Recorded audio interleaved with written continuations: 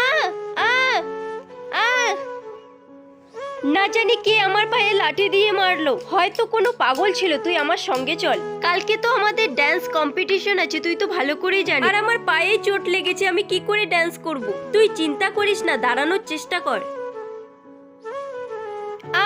আমি দাঁড়াতে পারছি না, কিছু একটা করতে হবে। কালকে আমাদের ড্যান্স কম্পিটিশন আছে, আমার সমস্ত পরিশ্রম বৃথা গেল। আমি দিন রাত পরিশ্রম করেছি পার্টিসিপেট করার জন্য।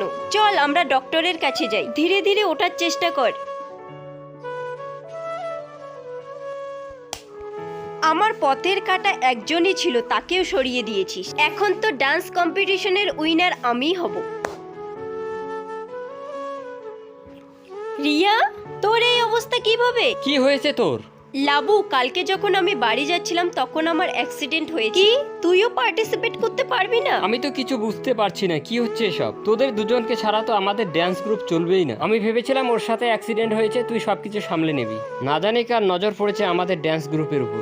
আমরা দিন রাত শুধু প্র্যাকটিস করেছি কম্পিটিশনের জন্য। এই কম্পিটিশন তো আমার সারা জীবন মনে থাকবে। হ্যাঁ, সারা জীবন মনে থাকবে। আমি ওর খারাপ করেছি আর ভগবান আমার সঙ্গেই খারাপ করলো। কখনো কারো খারাপ করতে নেই। আমি আমার খারাপ কাজের শাস্তি পেয়ে গেছি।